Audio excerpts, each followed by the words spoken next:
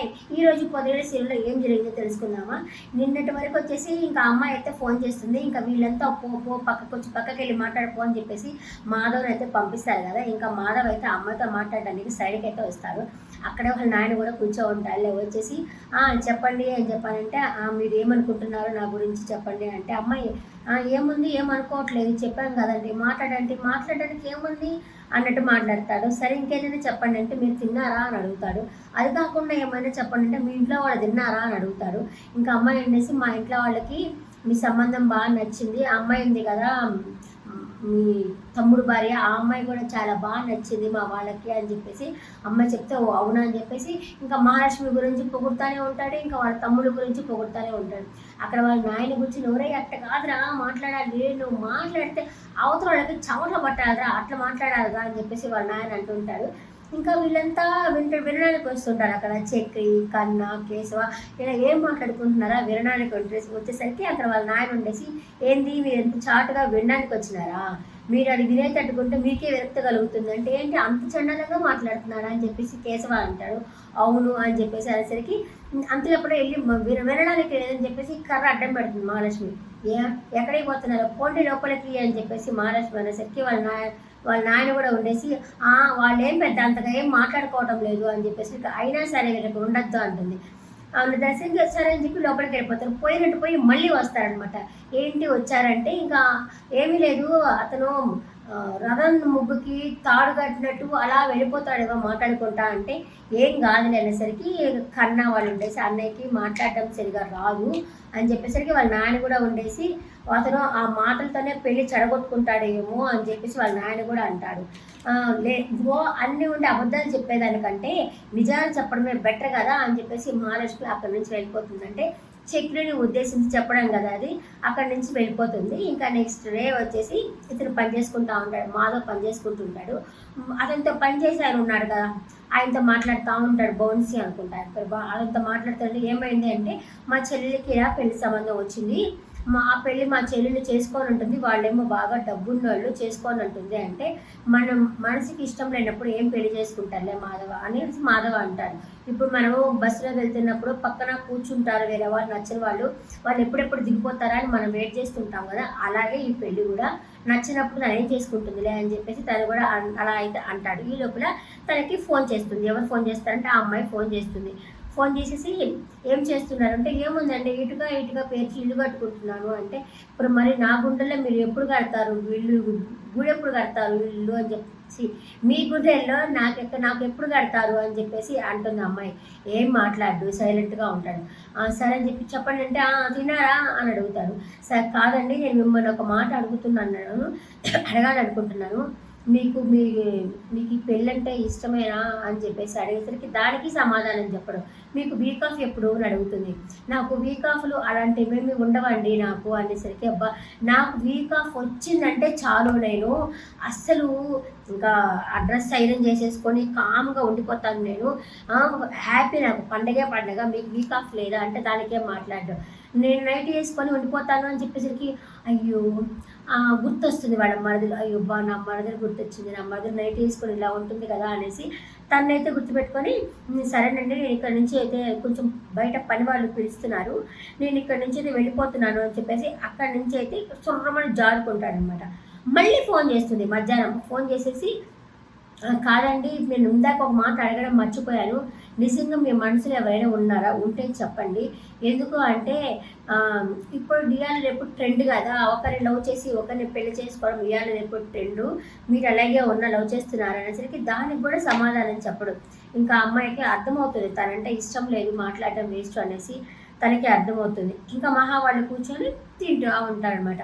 తింటా ఉండేసరికి ఆ పెద్దయిన ఈ అమ్మాయికి దగ్గర అవుతున్నాడు. సూపర్ అసలు తింటుండేసరికి ఆయన వచ్చేసి మహాలక్ష్మి కోసం చికెన్ బిర్యానీ తీసుకొచ్చేసి మహాలక్ష్మి తినమ్మా నువ్వు నా అమ్మ లాంటి దానివి అనేసరికి అక్కడ చక్రి ఉండి నీకెప్పుడు మహాలక్ష్మి అమ్మ అయిందో అని చెప్పనేసరికి మీకెప్పుడు అమ్మ అయిందో, నాకు గయాళి గంపలాగా రాకాసి సీలాగా అరుస్తూ ఉంటుంది కదా, అప్పుడే నాకు అమ్మ అయింది, నేను అప్పటి నుంచి అమ్మలాగా చూసుకుంటున్నాను అనేసరికి ఓకే సుపుత్ర అని చెప్పేసి అంటుంది మహాలక్ష్మి. ఇంకా చికెన్ బిర్యానీ ఒక్కటే తిను, వీళ్ళందరికీ ఇవ్వద్దు, వేస్ట్ ఫెయిల్స్ అని చెప్పేసి అక్కడి నుంచి అయితే వెళ్ళిపోతాడు. చాలా ప్రేమగా ఫీల్ అవుతున్నాడు, ప్రేమగా చూసుకుంటుంది. అంటే అమ్మాయి కత్తితో పొడిచినప్పటి దగ్గర నుంచి ఆ అమ్మాయి కూడా అతనికి భయపడ్డం మానేసింది. వీళ్ళని నా వాళ్ళు, నా కుటుంబం అని వీళ్ళైతే అనుకుంటున్నారు. ఈ అమ్మాయి కూడా వాళ్ళు నా వాళ్ళు, నా కుటుంబం అని చెప్పేసి ఈ అమ్మాయి కూడా అలాగే అనుకుంటున్నది. అంతలోపల ఫోన్ అయితే వస్తుంది అనమాట. ఫోన్ చేస్తుంది. ఏంది జ్యోతి నాకు ఫోన్ చేసింది అనేసి ఫోన్ అయితే లిఫ్ట్ చేస్తుంది. లిఫ్ట్ చేసినట్టు చెప్పండి అని చెప్పాలి.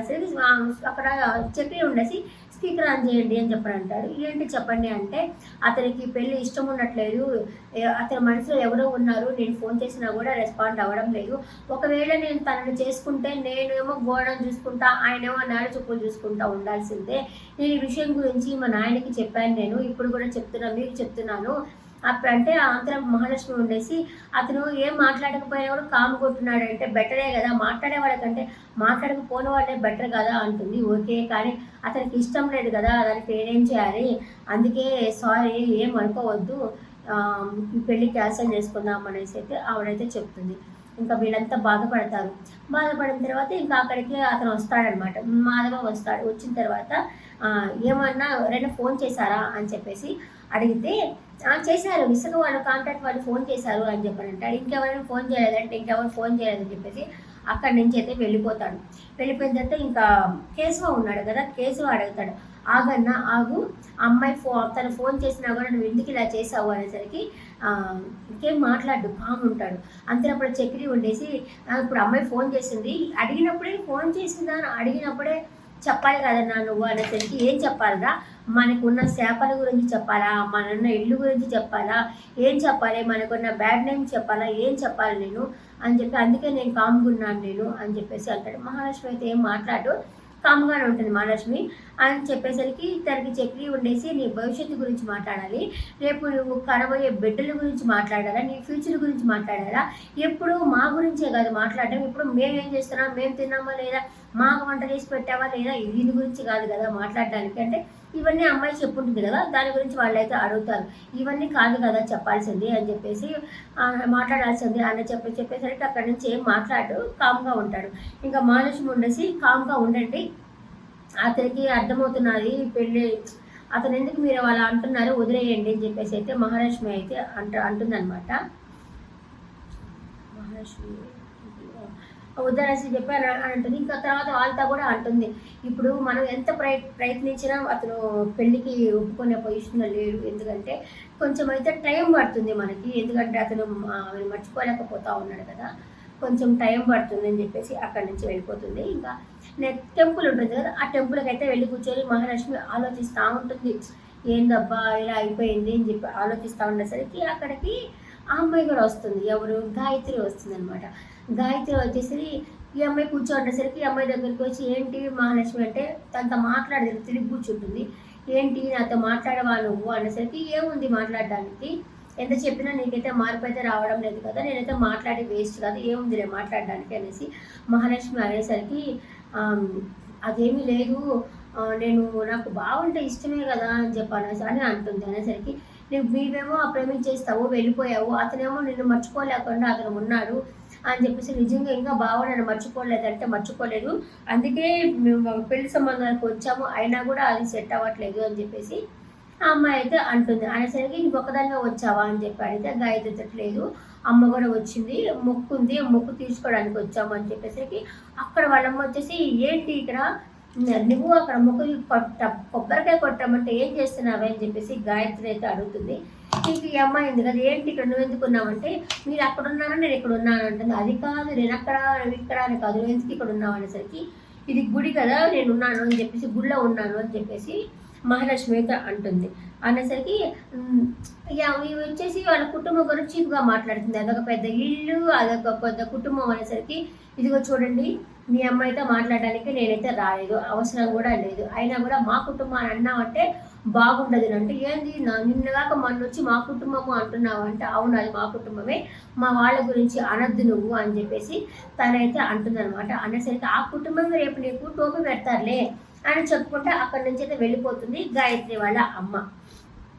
ఇంకా తర్వాత మహాలక్ష్మి గాయత్రి వాళ్ళమ్మ మహాలక్ష్మి తర్వాత వచ్చేసి ఇంకా మహాలక్ష్మి ఇంటికి వచ్చేసి ఆనియన్ కట్ చేస్తూ ఉంటుంది. అక్కడ చక్రి వచ్చేసి ఫోన్ అయితే చూసుకుంటా ఉంటాడు. అంతలోపల కన్నా కేశవ ఇద్దరు లోపలికి వస్తారు. అమ్మాయి ఆనియన్ కట్ చేస్తూ ఉంటే ఏడుపు వస్తుంది కదా, ఏడుస్తుంది. ఏంటి అని వదిలి ఏడుస్తుంది అంటే ఇక మహాలక్ష్మి లేచి, ఎప్పుడైనా మీరు వల్ల ఆనియన్స్ కట్ చేసే ముఖమేనా మీది? ఆనియన్ కట్ చేస్తే ఉల్లిపాయ కట్ చేస్తే కంట్ల నుంచి నీళ్ళు వస్తాయి కదా, అంతే కదా అని చెప్పేసి, అయినా సరే ఏడవడానికి వీలేదంటే అంత అపురూపంగా అంత బంగారంలాగా చూసుకుంటున్నారనే కదా మీనింగు.